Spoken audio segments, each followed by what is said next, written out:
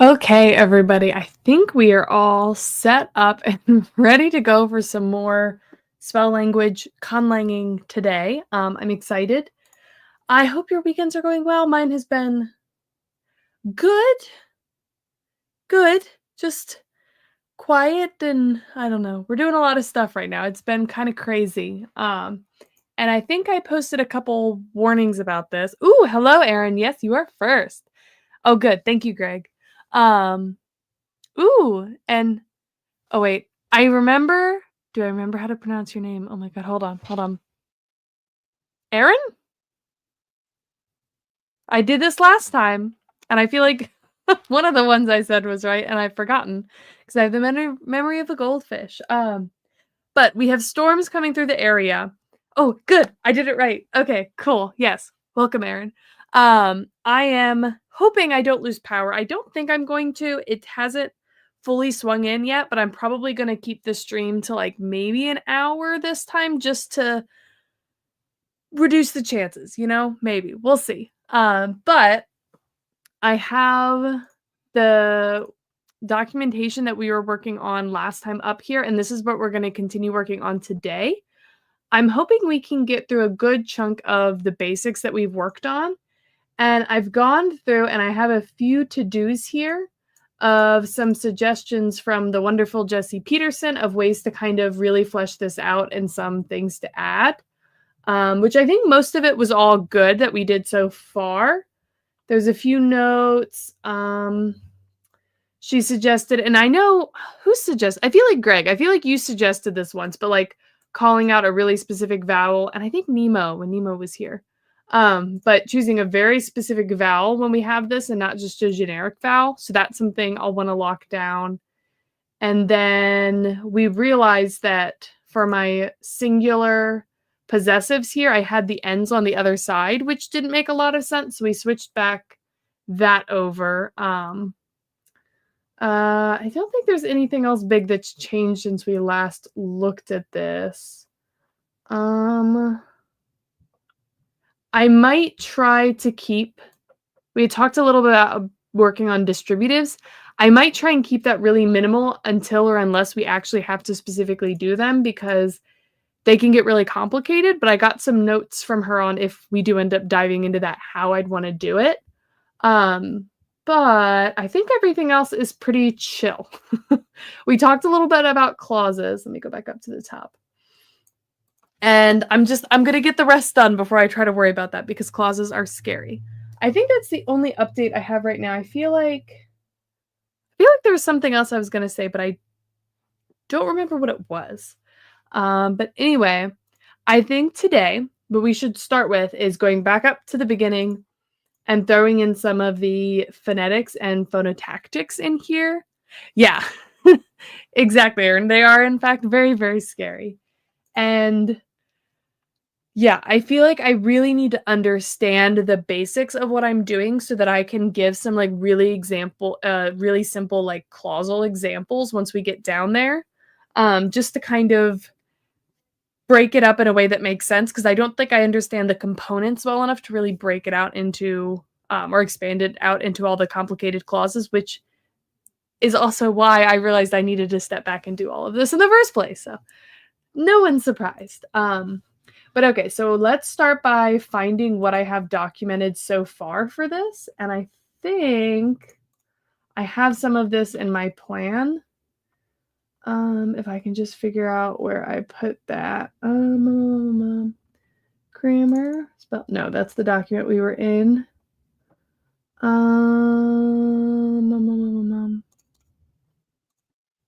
Let's see, we can copy this to start with, because this is sort of like a fake IPA chart. I feel like this is a good thing to include, which ones we actually have. And then we can go down to the rules, minimize this.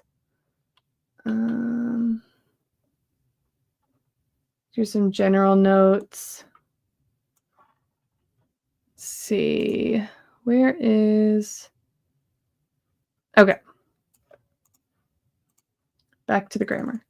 All right, so this is a sort of like an IPA chart. It sort of that I put together that is just the romanized English pronounceable sounds that I'm including or supporting in the program that I do that I'm trying to like keep to for these languages.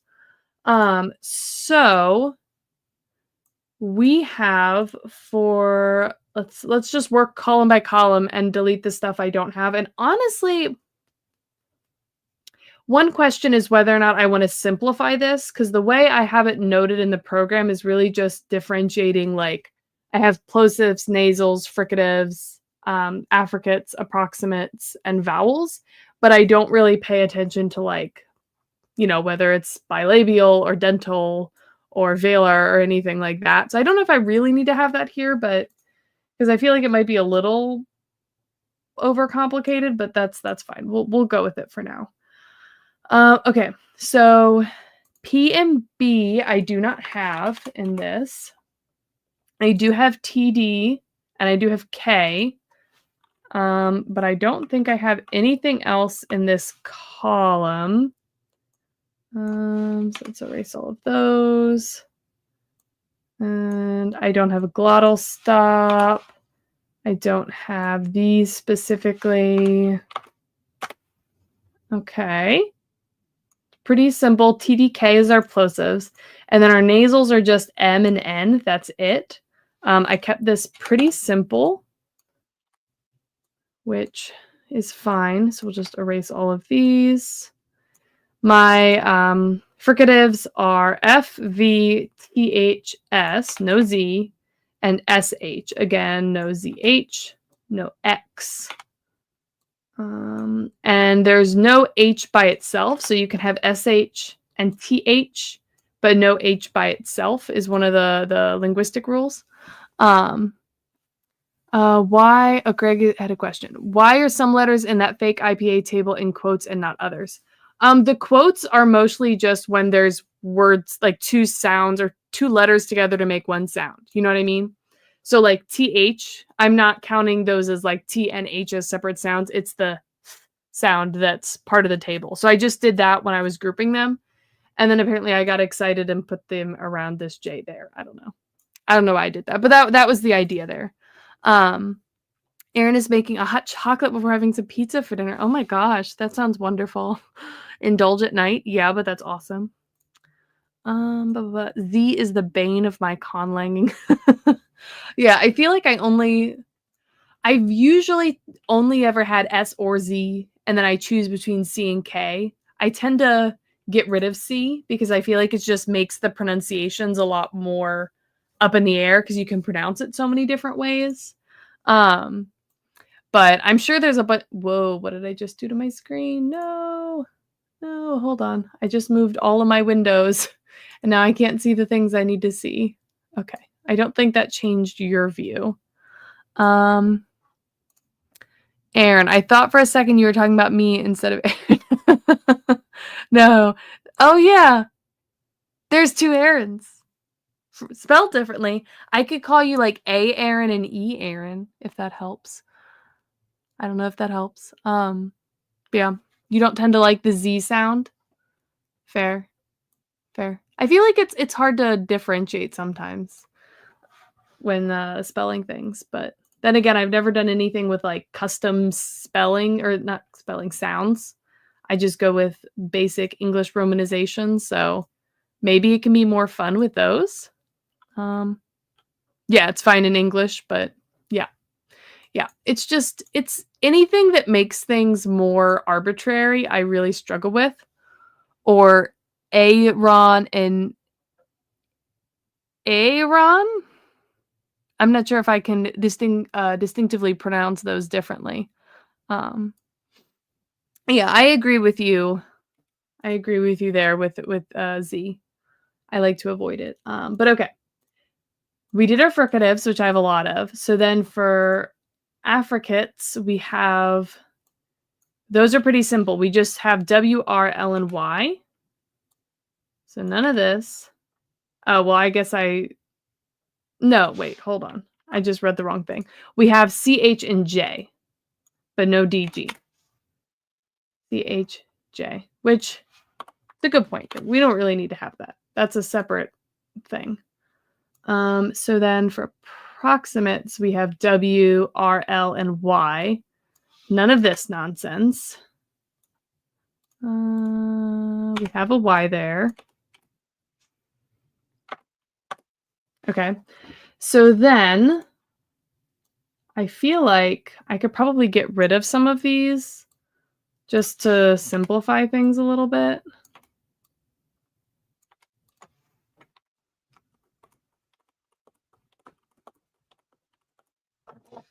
And then we could probably get rid of retroflex because I don't have any of those. Just to try and keep the table a little bit neater, you know? I feel like that would help. Format. Okay. Yeah, so now it all fits nice. Oh, J appears twice. Wait a second. Should not be in this column. Yeah, there. Good call. Good call.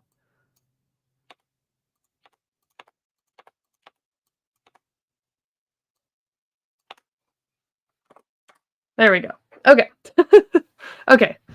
So that is our table there. And then for vowels, how do these normally work in vowels? Would this normally just be like, I mean, I guess there's normally that like weird chart thing that I'm not overly familiar with, but vowels include A, I, O, and U. No E, no E, and A/I are the most common vowels. It's a note that I have. Okay, so I'm trying to think. I don't want to include all the crazy stuff, but I feel like I want to use the stuff that's unique to this language. So allows these.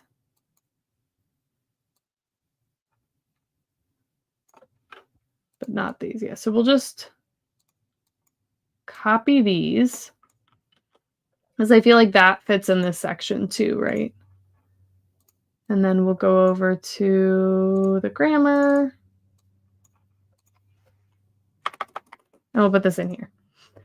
Yeah, because I feel like this is high level, the general phonetic stuff, but like I assume I could just make a list of that because phonotactions are restrictions and frequency. So actually I should probably have this be down in here or this part be down in the phonotactic section. Because that's related to frequency. So then this is based off that. That's part of frequency too. So we'll stick that there. So this is just about what sounds are supported. So I feel like that can stay in phonetic. So vowels include this, no E. And then I'm not treating Y as a vowel, but, well, no, there are, wait. Yes, sorry. I got confused because I was thinking of my naming language that I've been using right now, and I'm like, wait, I have a ton of, like, Y starting, like, diphthongs. But yes. The fact that the diphthongs must be closing, I feel like that's sounds, right? That's not really restrictions, that's sounds, right? So I feel like that still goes in the phonetic section. Correct me if I am wrong. Diphthongs must be closing, meaning first vowel slash more open, lower than set. Wow, what does that even mean? First vowel slash more open, lower than second. One of those cases of not understanding my own notes in the slightest. No.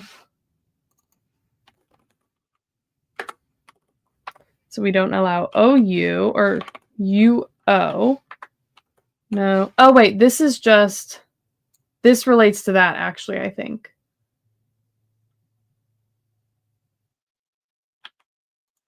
So vowels must be in this order.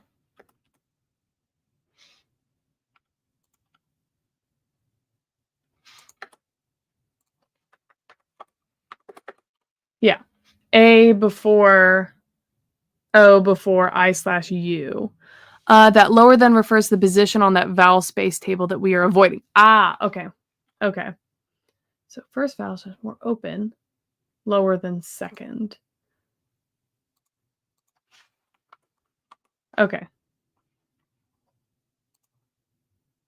Meaning first vowel must be more open / lower than second vowel. That can be on the vowel space table so that I will at least remember why I don't know what that means. So vowels must be in this order, blah, blah, blah, blah, blah. This means no UO, IA,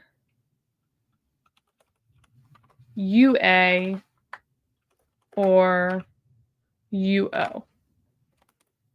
Yeah, okay. Okay, so that kind of covers vowels. And then modern sounds, we don't need that. Yeah, okay, so other things that would go somewhere in here is we have the fact that a plosive can't start or end a word. I would think that goes in phonotactics, I would think. So plosives, TDK, can't start or end a word. Okay. Also, no H sound in isolation. So we can have TH, CH, and we have SH are allowed. I feel like I can't type today. Yeah, okay. So no H sound in isolation. Although, is that really a sound thing or is that a phonotactics thing? I feel like this might be a phonetics thing because it's about the sound, what sounds are allowed, not in how, like, you combine sounds? Maybe. I think that sort of makes sense. Let's see. Oh, hello, Philippe. Welcome. I don't think I've seen you about here. Yeah, finally watching for the first time? Oh, you've been watching it all? That's exciting. Getting into conlanging now and creating my own. I guess you repeated the UO. Oh, no, I did. Why did I repeat that? Hold on a second. I must have missed one then. Let's go to the rules. UO. Oh, I did just repeat them twice. Okay, wow. I just, completely missed that. Good catch. Oh my gosh. Okay. So, yeah, I have this in like 4 places where I have that twice. I wonder if I meant it to be something else. Oh well, it's not a big deal. Okay. So, okay, actually side question. This is completely unrelated to what we're doing sort of ish. But how would patterns belonging to certain types of words fit into a grammar like this? So, like how I have certain restrictions for like getting into the phonotactics and like the syllable structures and frequency of things that specifically applies to names.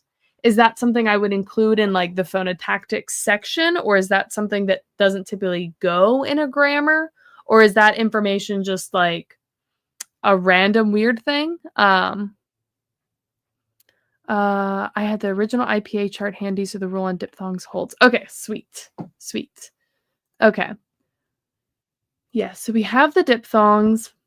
Yeah, because I have a whole different thing for syllable length frequencies based off whether it's like a proper noun, like a name, or whether it's like a generic word. So I feel like that's kind of different. But okay, so phonetics, the first section we had in here was sounds. So we have our sound chart table. No H sound in isolation. That's just a note on what we have here. And then allowed vowels include that. There's some notes. Feel like that's fine. So then after sounds, we have syllables. Oh no. Okay. All right. So for syllables, I feel like someone was suggesting I write out every possible syllable combination. But what I have right now in my notes for supported syllable structure is supported syllable structures include C, C, V, V, C. Which I don't know if there really is that much of a purpose to including like every possible like combination. Like you can have V, you can have, you know, I don't think you can have V. Well, maybe it is useful because you can't have just like two vowels. I feel like that would be weird. Right? Wouldn't that be weird? Or maybe that's allowed. Omega says, wait, what? Android Studio for editing? Oh, wait, you're working with Java? Never mind. Yeah. This is Java, and I'm just working in IntelliJ for this, just because that's what I know how to do. That is how you do right syllable structure. Okay, thank you, Greg. Good. Okay. So supported syllable structure is, and it's just that, right? Where everything that's in parentheses and optional is blah. And then also longer syllables are rare, with CV being the most common. Okay. So then I had charts with the number of length chances. So how do I want to put this in the code? Because if you remember from the PowerPoint, I just have like for each onset length, this is the chance. For each length of the nucleus, this is the chance, etc. So see, we can say for the onset,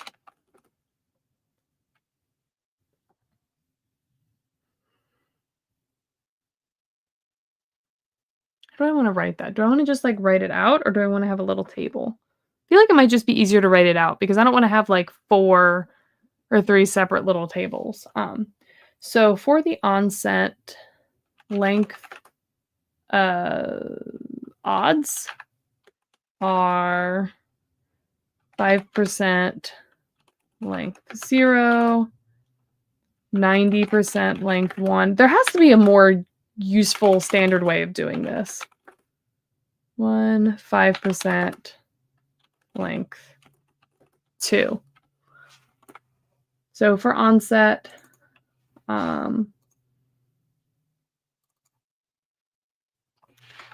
frequency of lengths are 5% have length of 0, 90% have length of 1,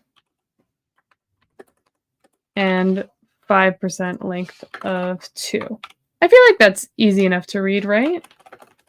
For the nucleus, the frequency of lengths are, let's see, 90% have length of 1,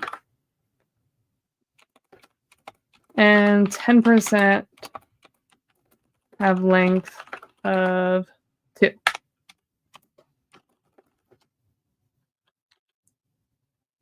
Wow, I have a typo in the code. Oh well.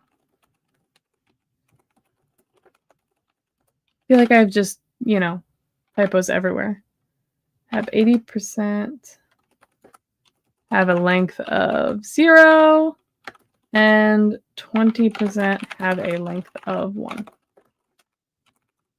Okay. Welcome back, Karen. Let's see. Proper nouns. I see. I'm not really sure how to put the proper noun stuff in there. I mean, I could just add a section that's like specifically for proper nouns.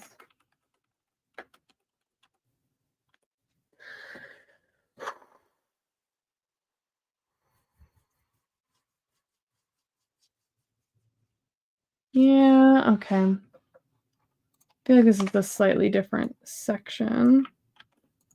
So for proper nouns,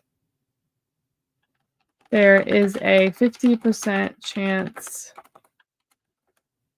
of 2 syllables, 20% chance of 1, and 30% chance of 3. That's what I have anyway, if that's even remotely useful.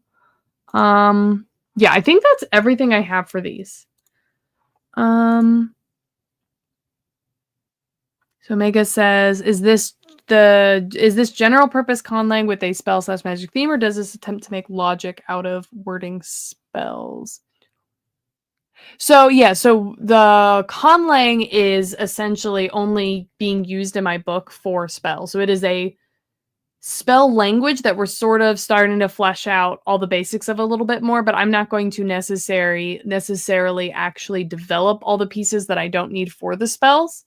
So we have like a very specific structure that we've been working with for that, like a formula almost. But as I've been getting into the more complicated spells that we want to create, my lack of understanding of the basics of like conlanging in general and like I guess the general linguistic structure of this language has kind of limited my ability to really expand out into those complicated like structures and weird clusters and all that kind of stuff.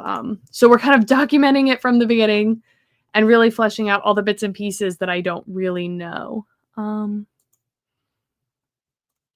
Oh, you think a single table for the onset nucleus coda on the rows, the number of sounds in the columns, and the percentages in the cells. That could probably work. Let's see.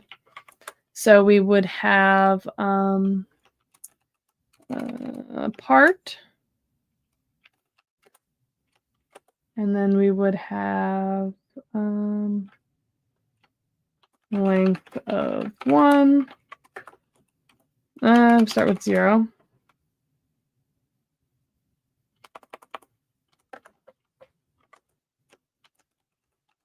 Length 1, 2, 3. I think I need 3.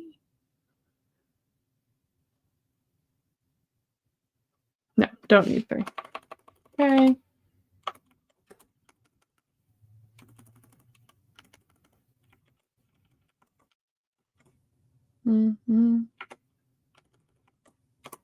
Okay. So onset.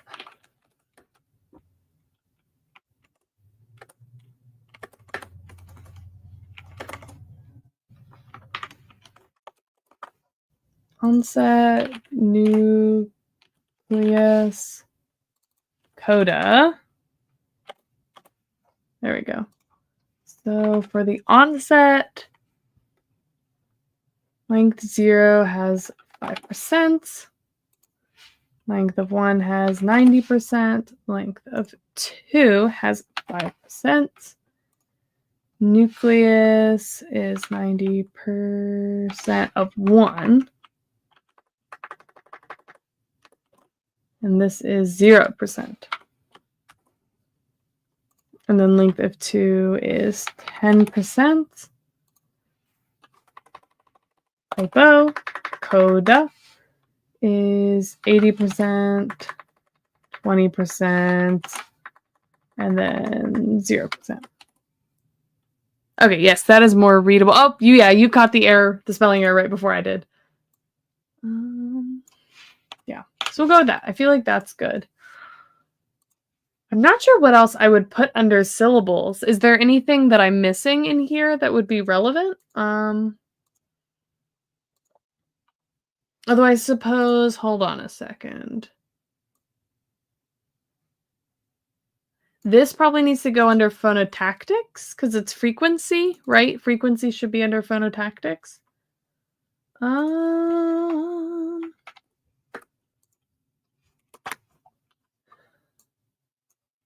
maybe. Yeah, maybe this needs to go under the phonotactics section for syllables. Maybe. And then that's really all I have here for syllables, which seems kind of sad.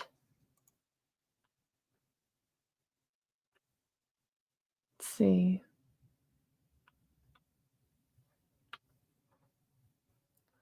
So syllable construction should be in phonotactics. Yeah. Okay, cool. Yeah, so we have that. And then I almost wonder if no, it's not really in syllables. It's just general restrictions on frequency. So boop.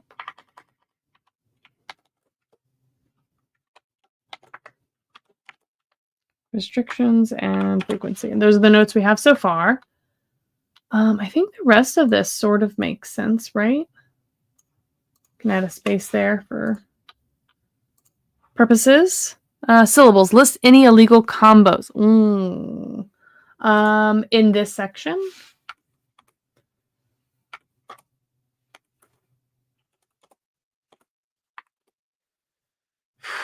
List any illegal combos. So the problem is that's kind of hard to do.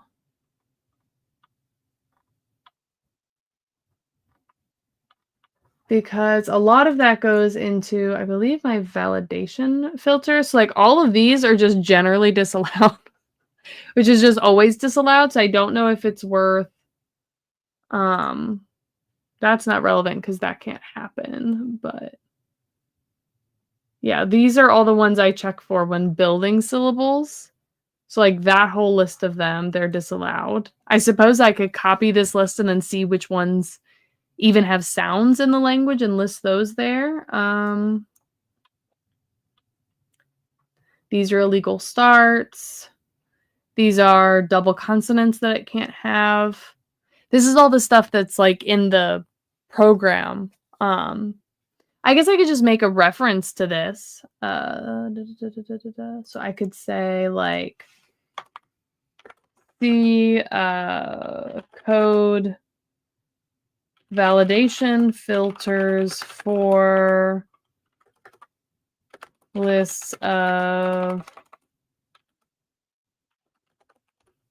disallowed consonant. What did we call those? Double consonants. Double consonants. The disallowed consonants. Illegal starts. And we have, don't need to worry about that. Oh, no worries. Have a good day too, Aaron. And then does not build, yeah, syllable build issues. So this would be when, I can't remember what that term is, but when you combine syllables. And consonant clusters disallowed when merging syllables.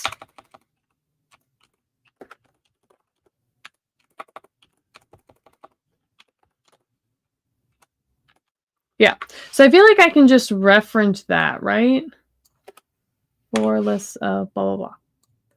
Because I don't really have anything specific to this language other than those. I feel like that would cover that. Let's see. Yeah, that's all of this. So that kind of gives us syllables. Blah, blah, blah, blah. Oh yeah, this is something that I was talking about with Jesse. Is that I don't currently have much of a way to differentiate diphthongs and vowel hiatus.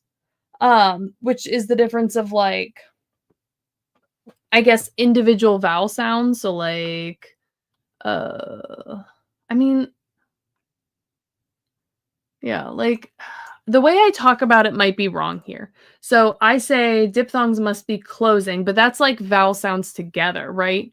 So, one sound where they merge, whereas if you have vowel hiatus where you have one vowel sound and then the other vowel sound, like, if they were combined together, which is what you would typically see in something like this with the polysynthetic language where you're sticking a lot of, like, very formulaic, pieces next to each other to form our words, you would tend to have that vowel hiatus. So the question is, am I going to allow that sort of combination of sounds? And if so, do I want to have a symbol that I put to separate them, either in general or like just in the code programmatically so that I know how it's pronounced? Because I'm not entirely sure how to work that. Because it could be an interesting translation problem in the story itself, is whether or not something is actually a diphthong or two separate vowels. That could maybe cause like spelled the same, but like normally there'd be like a mark if you knew what it was that could do different things. Like that's possible. So that's something that I need to think about. And that's definitely like a sound thing. So I feel like that would go up here. So vowel hiatus, I think French puts in umlaut, two dots over the vowel. Yeah. Yeah, so, like, I could do something like that, like some sort of accent marker. I could do, like, a little, like, tick mark. So, um and then the question is, does vowel hiatus like, with vowel hiatus, does it care the ordering? Like, closing wouldn't really matter then. But actually, hold on, let me pull up the rules again to where I have vowels. So I have unallowed diphthongs, allowed vowels. So technically in my code, I don't actually have any diphthongs because I didn't understand this when I was writing it. Because technically the diphthongs would be a vowel, right? Like that sound would be something that my program. Well, no. Yeah. Yeah, because anytime it's VV, that would be a cluster. So yes, I do have it. It's just a little confusing here. Um, Yeah. Okay. So I do have those. So then the question is, how am I going to handle this? To my understanding, vowel hiatus can be any two vowels. Right. I don't think so. I think that within a single syllable, I wouldn't have vowel hiatus. I think I would just have, oh, well, I guess that's something I need to decide for sure, because if I have two vowels, if I treat it as a diphthong, that's essentially like I could either treat it as a single vowel sound that's like a diphthong, or I could treat it as vowel hiatus. And I could make the rule that like within a single syllable, you cannot have vowel hiatus, you can only have an allowed diphthong. Um, but then when merging sounds or merging syllables together into a word, right? You could end up getting the vowel hiatus. I feel like that would be a very regular way to do it. I'm trying to think if that's normal with so vowel hiatus is CV to VC across two syllables. Yeah, exactly. Yeah. So allowed vowels include this, diphthongs, blah blah blah blah blah. Yeah. So then when merging, so this would probably be a syllable validation rule actually. So I think I did have it in the right spot actually. Now that we've talked about this a bit more. Let's drop back down to here. Okay. So when two syllables are, would you call that like compounded or merged? Merged? Is that the term there? When two syllables are merged, if two vowels end up next to each other, there is vowel hiatus. Yeah, there is vowel hiatus. Example being CV to VC, where each vowel is pronounced separately. Yeah. So then I could have an accent marker to mark that. So an example could be, let's think, M-A-I-R. I think that's allowed. A-I-R. Yeah. So, yeah. So mare would be pronounced with the... Would you consider a diphthong a single... Like, it's a single sound still, right? Would that terminology be correct? Is a diphthong a single sound?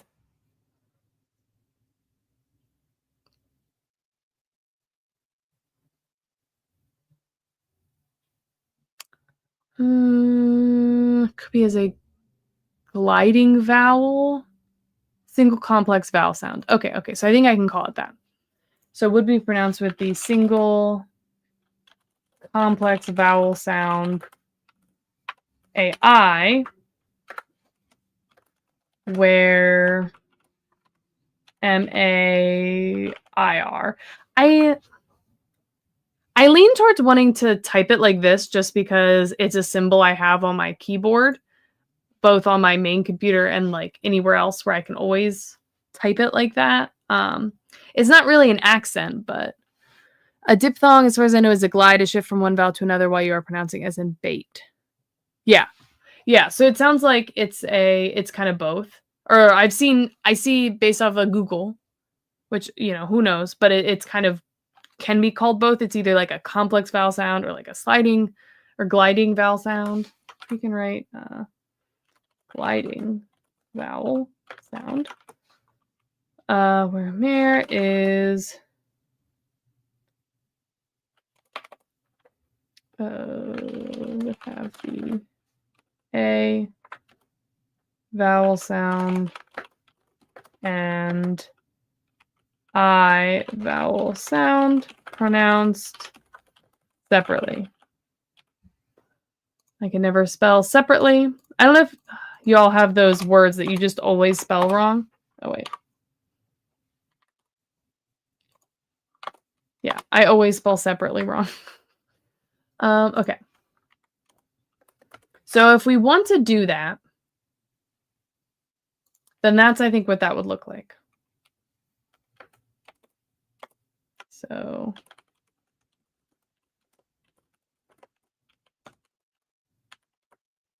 hiatus.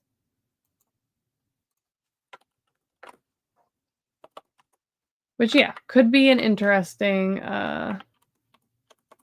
translation thing. So I'm going to leave that in here. So, wait, word you always spelled wrong. Length versus length. Yeah. Fair.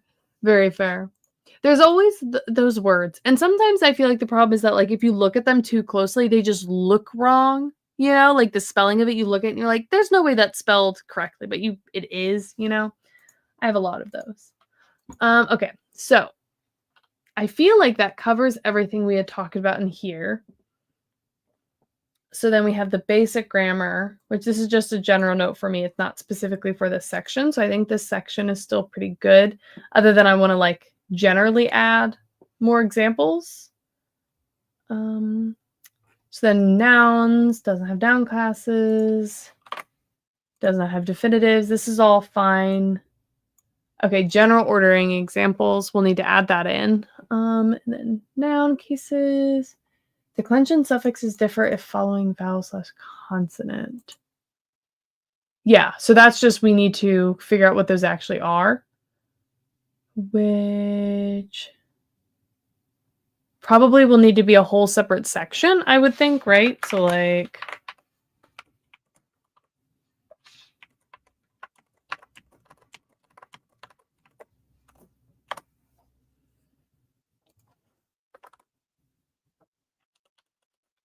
follow vowel.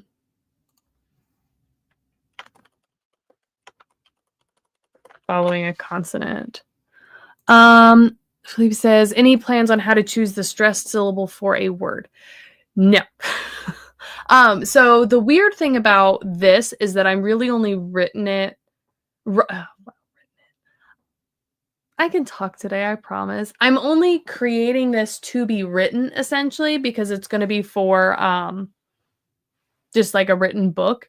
And in theory, I might make like audiobooks at some point and then pronunciation would matter.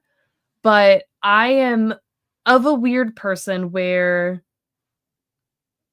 I don't know. I struggle with like exact pronunciations and remembering what they are when I'm reading them. So I kind of just assume readers are going to pronounce everything in the most generically assumed English pronounceable way. Like pronunciation will follow general patterns of English pronunciation just because when people are reading, that's how they're going to read it. And then when they go to the audiobook, I want it to sound like the way that they would default, like sound it out in their head. I want it to match. You know, both to try and eliminate some of the like, oh, well, I pronounce it this way and I pronounce it this way. Like, oh, what's the one that I recently saw like I think it was like a TikTok for or something in, what is it? Like a Kotar, A Court of Thorns and Roses, like romantasy series or something. There's like the main male character's name is like, I think it's Brysand, but people pronounce it a lot of different ways, and there's a lot of jokes about which way is the correct pronunciation. It's a whole thing. And I'm like, if I just go with whatever the default is in English, then that's what we're going to go with. And then I'm just trying to choose, like, make choices on the sounds I include and the things I allow and that I don't, that make it less ambiguous. Like, if I look at something, I'm like, oh, people are going to definitely pronounce it this way. And obviously there's going to be weirdos out there that still pronounce it in a different way, but at least then I can try to limit the confusion a little bit.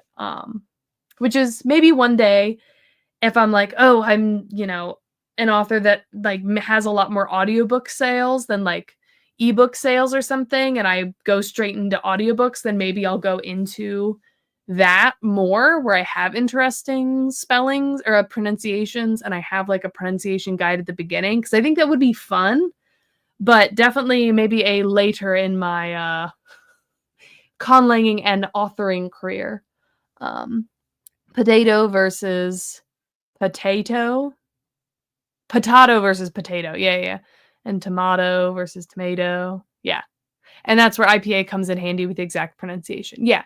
So at the point that I'm going to actually worry about, like, have pronunciation that differs from English in any way, or default in English, or like with stressed syllables, like anything like that, then at that point I will probably use full IPA. But at the current moment in time, it's just not necessary for what I'm doing here, just because of that. So I've kind of skipped it and, you know, made it one less thing I need to worry about right now. But I am sure at some point I'm going to need to memorize the IPA charts. It would also be more difficult for the programming to do it that way. But, you know, once I have it more fleshed out, that'd probably be easier. Then I just have to come up with like romanization schemes and like a whole, I don't know. It'll have to be a whole thing, but that's a problem for later. another time, another language, another book. But yes. Let's see. Let me just finish adding this here. So I'm just going to mark this in here so that when I look at it, I know that it's not done. Which at some point I'm going to have to just start picking these things, I think. Because my original thought was like, oh, like as I run into this case in a spell, I'll figure out what I want and then stick it in the rules, which, I mean, I suppose in theory I could still do, but, you know, I think that's fine. B. Okay. So that's fine. Could be collapsed. Yeah.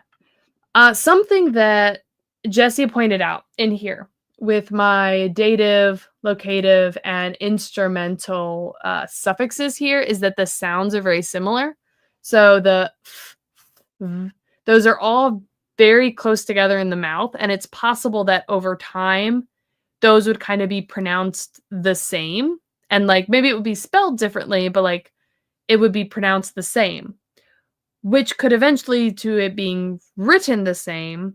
And then it's just you have to know through like context clues or something in order to preserve that distinction. Or what did she say? Yeah. I could use the vowels to make the distinction. So like maybe it's this would get an A, this would get an E, this would get an I, or something like that. Although I don't have E's, so like an O for something like that to help differentiate it so that those sounds wouldn't collapse in these suffixes, which is a really interesting thing to think about. And something that I put a note on because we want to be able to identify all the translation problems. Because for those of you that are new to this, the whole goal here of this, in my first book, is that the characters have to translate a grimoire that is in this language, essentially. And so it's like written in a weird code language that's a combination of that transition between like a what are the terms? Is it a logography and a syllabary? Are those the two terms where it's like you can have characters that represent sounds or entire syllables? So like there'd be both, and then also some characters that just represent like whole words, right? And then sometimes there's also some like letters. Like it's in that weird transitionary phase, but then it's also like, yeah. So like it's going to be some sort of weird code like that where it's intentionally hard to read, and then they have to try and translate that and then figure out what all this stuff means and how to pronounce it. And because it's a spell language, if you pronounce it wrong, you could be pronouncing something else that actually does something different. And then, shenanigans ensue and potential danger ensues. So I'm trying to make a big note of anywhere there could be potential translation issues that could then cause problems. Because I feel like that's the hardest part for me to wrap my head around as someone who is not super familiar with linguistics, just because like the breadth of possibilities is just they're tiny in my brain. But yeah, so that's a potential issue that I can keep in mind. Like maybe I want these to be collapsed so that they think it's like a dative suffix, but is actually an instrumental suffix. So the spell is actually entirely different. Although if it's collapsed, then it would depend on, I don't know how that would actually work, if the spirit would be able to just do whatever they want and get to choose what it means if it's not clear, or I don't know. Things to think about. I'm not sure yet. But that will be a distinction. I think plurality was fine. We wanted to choose a specific vowel here. What are we saying? The F and V won't work nicely here. They are the voiced and unvoiced versions of the same sounds. What do you mean by won't work nicely here? Like won't work nicely for being collapsed?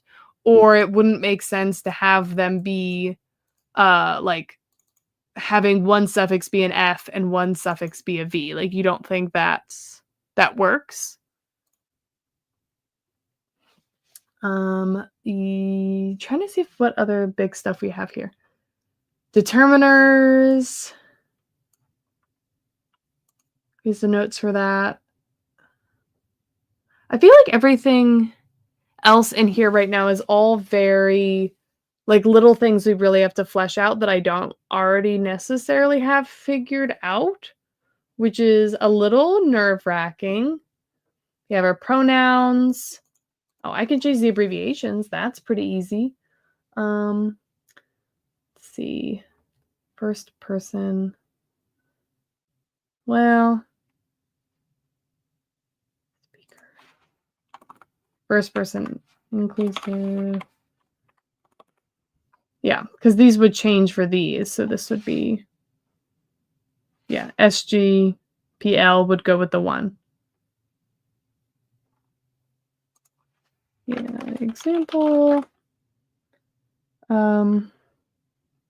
Speaker inclusive singular would be abbreviated as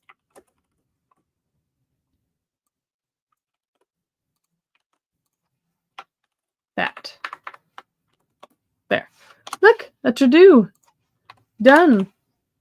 All right, we're saying F comes out when one tries to whisper a V. Perhaps replace one of them with an N or an M.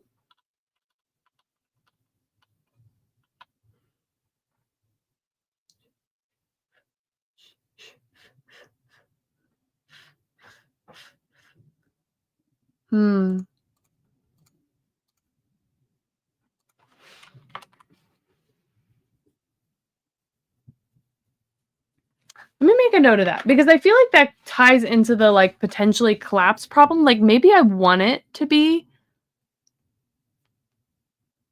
like not work nicely like that on intentionally so they can pronounce it wrong. Like it would be really easy like to say it wrong.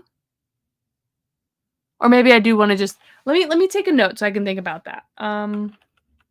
F is like a word V.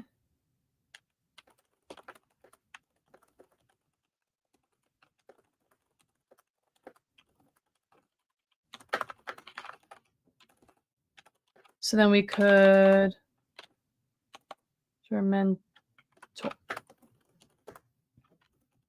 could change one to M/N or leave as intentional pronunciation issue. Notes. Okay, cool. And we'll have to think about that. See if there's anything else at that's easy. Yeah, it would be interesting to the narrative to make them say it wrong. Yeah, I feel like that could be very interesting where the Leviosa versus like what is it? Leviosa versus Leviosa or something like that. That whole thing cracks me up. Note. Okay, yeah. Was there anything else we needed to change? We didn't get much into verbs at all. So we could start finishing with verbs and then go back in. Deliberate ambiguity. Yes, that's a good term for that. Where were we? Intentional.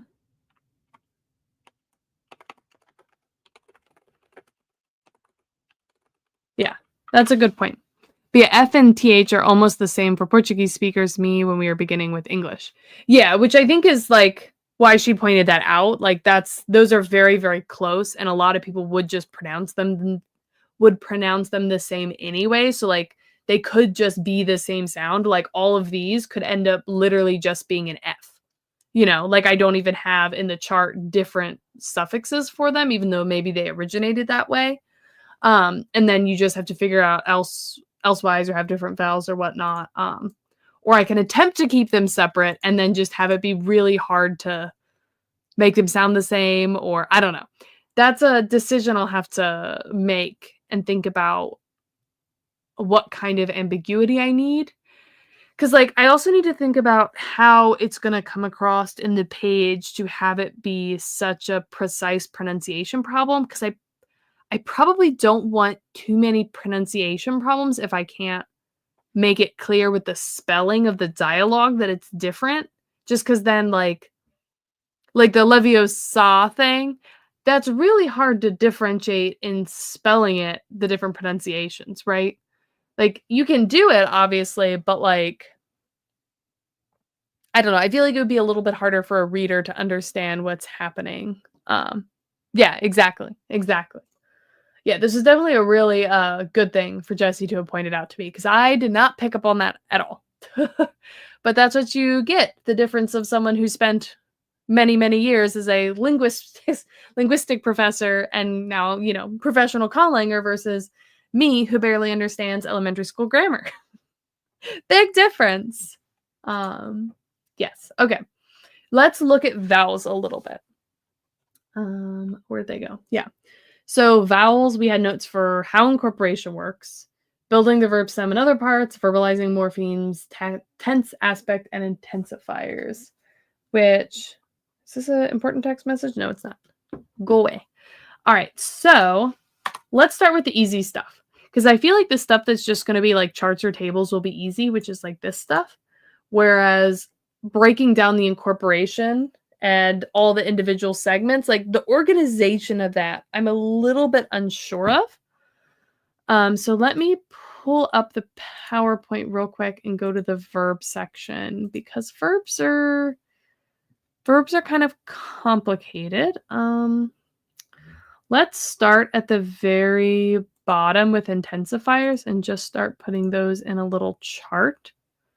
So these are all things that go in the post verb.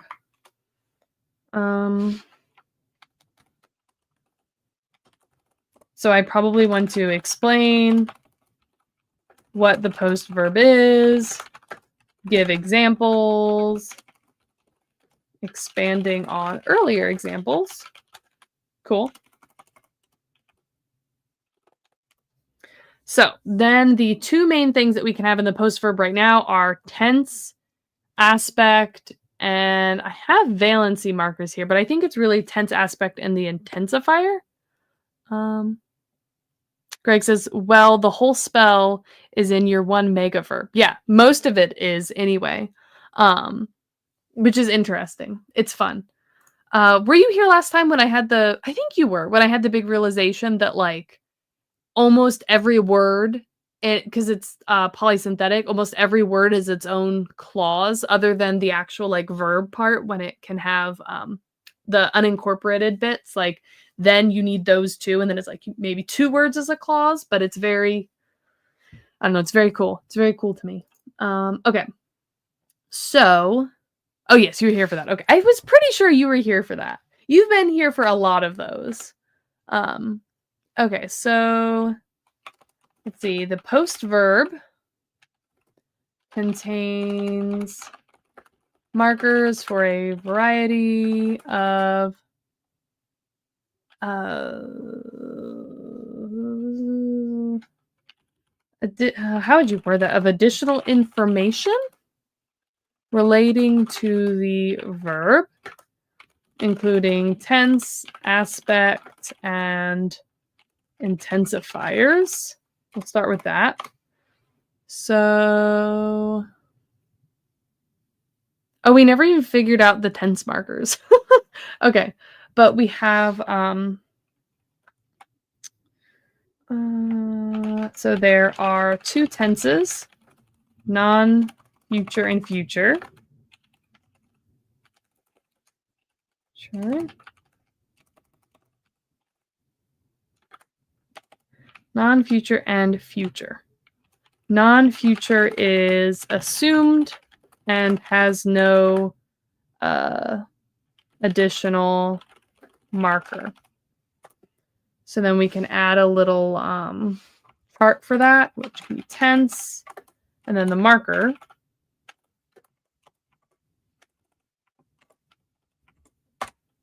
And then let's see, we have non-future. And then those are unmarked. And then we have future, which we don't know what it is. Why is this upset? Oh, there we go. Okay. That's our tenses. Good. So then we have aspects. 2, 3, 6. So there are 6 aspects, which I feel like for my own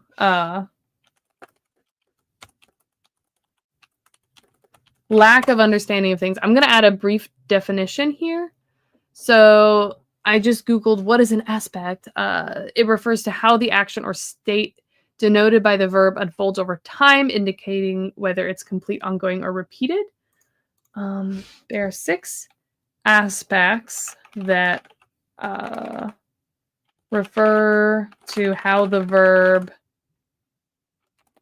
action of the verb or state of the verb is unfolding over time.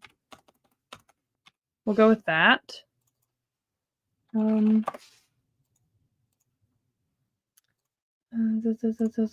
are 2 tenses indicating when the action of the verb takes place. I feel like that's pretty basic. Yeah. So then I can just add a little chart. I'm going to copy this one because it's really basic. So we have aspect and then the marker. So we have simple, which is unmarked. We have iterative. Wait, I feel like I want a description because some of these get a little bit more complicated. Because iterative is especially action is occurring repeatedly. Did I spell that right? I guess so. We have inceptive. Oh, wait, I also should add a abbreviation for these. Let's not forget that. Abbreviation. And I feel like most of these will have, ooh, what just happened? Will have standard abbreviations already. Did I not do that right? There you go. And then we want abbreviation.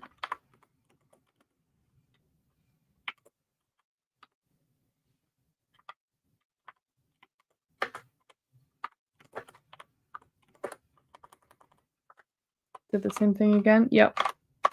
Okay. So yeah, we have inceptive, which is basically to begin or let's see. Action is beginning or starting. And again, all of these, I don't think we have specific markers figured out for them yet. We just know they're going to exist. So tilic, durative, cesative, action is stopping / stopped. And then for telic, we have action is bounded by a condition.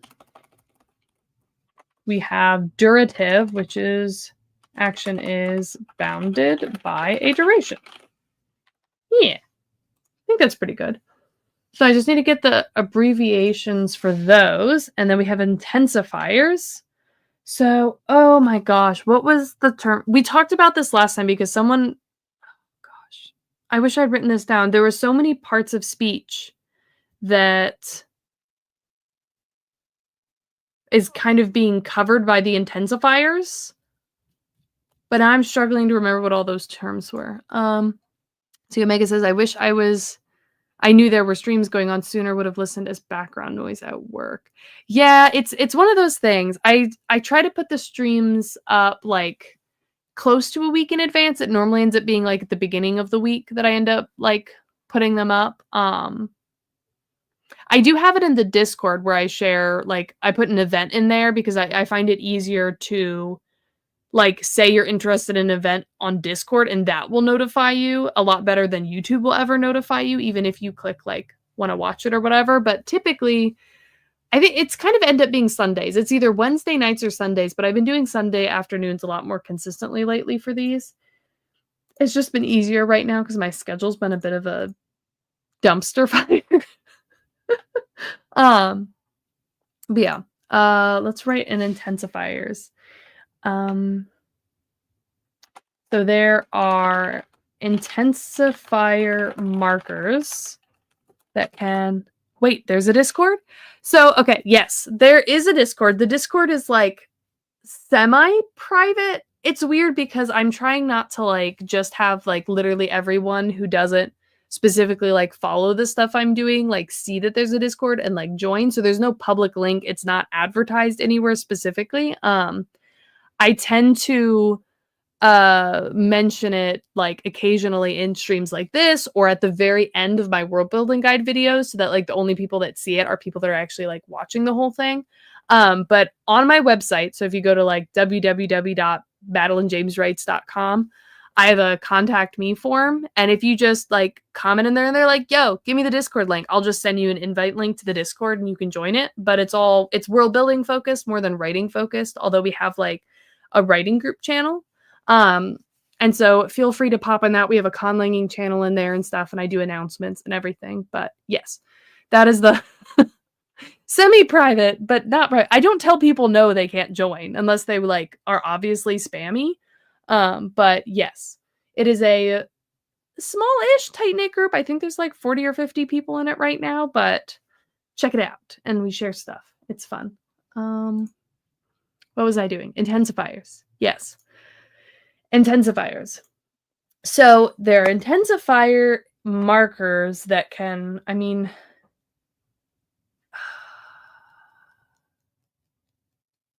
oh, just don't put in your real name. That's fine.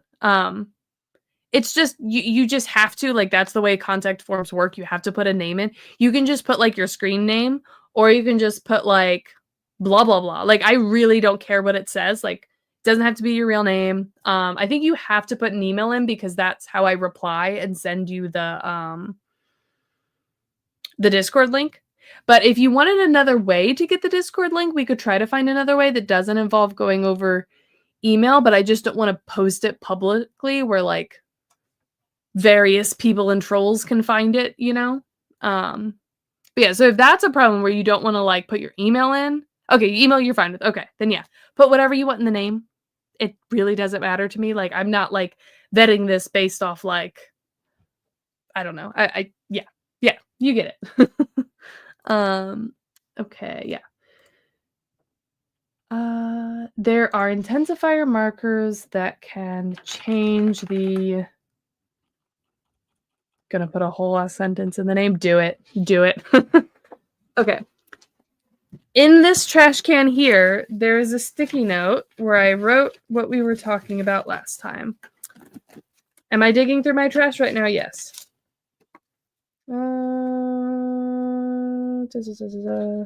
Thematic relations, is that it?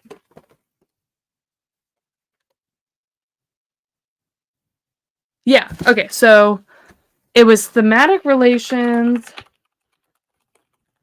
and it was some type of conditional moods. Okay, let me look this up before I forget. Let's see, types of moods. There should be something in like Wikipedia or something, I think, that we were looking at last time. Types of moods. Wikipedia. We were looking at this last time. Yes, grammatical moods. So this also takes the place of a number of grammatical moods. Take the place of is probably not the right word. Let's see. Let me go down and find the big table. I feel like there's a big table. This does not be what I was thinking of.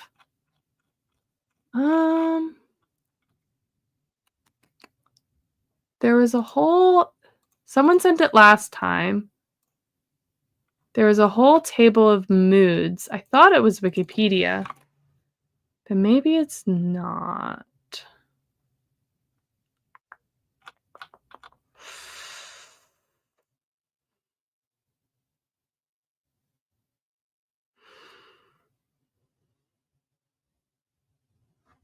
Yeah, I can't remember what it is. I guess I'll just take some number of the list of grammatical moods, as well as what is thematic relations? Let me Google that again. Thematic relations, also known as semantic or theta roles, are the various roles a noun phrase plays in relation to the action. No, actually, this has nothing to do with that. It's just the grammatical moods as well as a couple other things. Wikimedia, that might have been what it was. I'm trying to remember the intensifiers from last time. Perhaps the actual spell examples will give us a clue. Oh no, you couldn't put a whole sentence in? If you took out the spaces, it probably would have let you. And then I would have just been sitting there like trying to parse it. Yes, I do have some examples of the intensifiers. Let me put those in there. So abbreviation, intensify. fire, marker. I'm just going to put an example here. I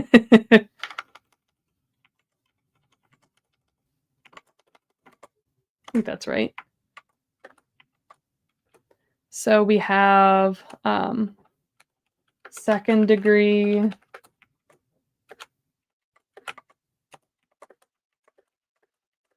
that the right number of things? And then I feel like I should indicate that there is a first degree, which is just unmarked. That's just default, like default intensity of a verb. I guess I'll just say that.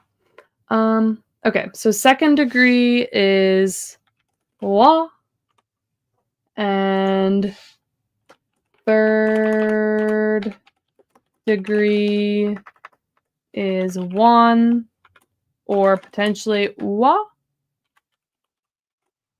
depending on the form. So then fourth degree is TSHA. So then let's go to an example, which I have those somewhere in here. Okay. So the imperative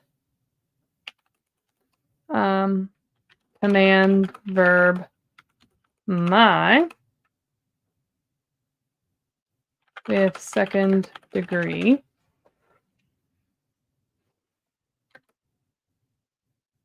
is blank and means where do I write down what they mean? But it means basically beseech of the verb.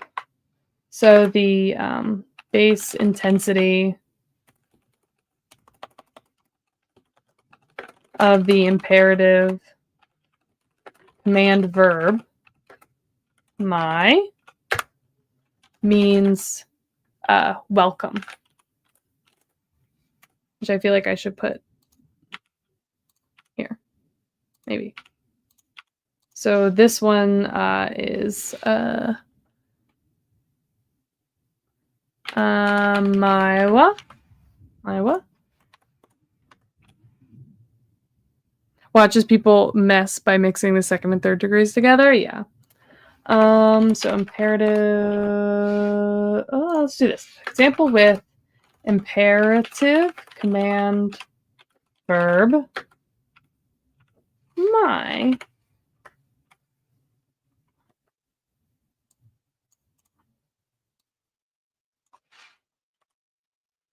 So second degree of my is amaiwa and means beseech. Third degree of my is amaiwan and means command. Fourth degree of my is amaicha and means force is the idea. Why not simplify the table and just have welcome, beseech, etc.? Would that be easier?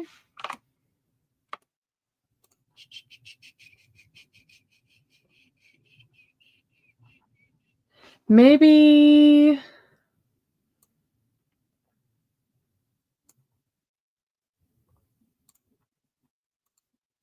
I have two. One which is like the spelling of it and one which is the meaning.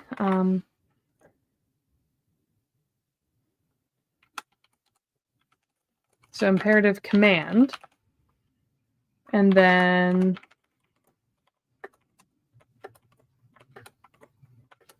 And then we can just have force, command, beseech, and welcome. And then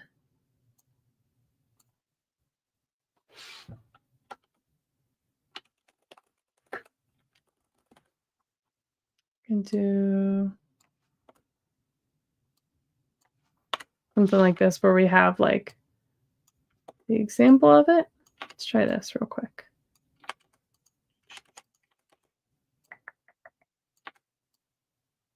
Why do I want the quotes? Maybe I want the quotes because it's like in the language here. I feel like I'm being very inconsistent with these, but oh no, that's not what I want. Do not change the spelling of my conlang. Okay, yes, that looks neater. Okay. Yeah. So that's the meaning of it. Meaning, sure. Yes, and that gives you a good example of how that works on a verb, both how it attaches, mostly just because this is going to be the most common thing like in this whole language because this is part of the spell. For those of you who are not familiar, the spell structure is basically like a spirit's name in the vocative form, and then I command you, or whichever intensity of this you're using, and then what you want them to do. So you always have one of these in every single spell. So like, I think it makes sense to have it specifically called out here. Do I have an example? So it looks like the way I did this in my example cases was I did that as the abbreviations, which I don't know if this is like normal enough or weird, but that's what I had, at least, for the intensifiers, which made sense. Yeah. So then ordering. The other big thing for the post verb is going to be ordering. So wait. Open.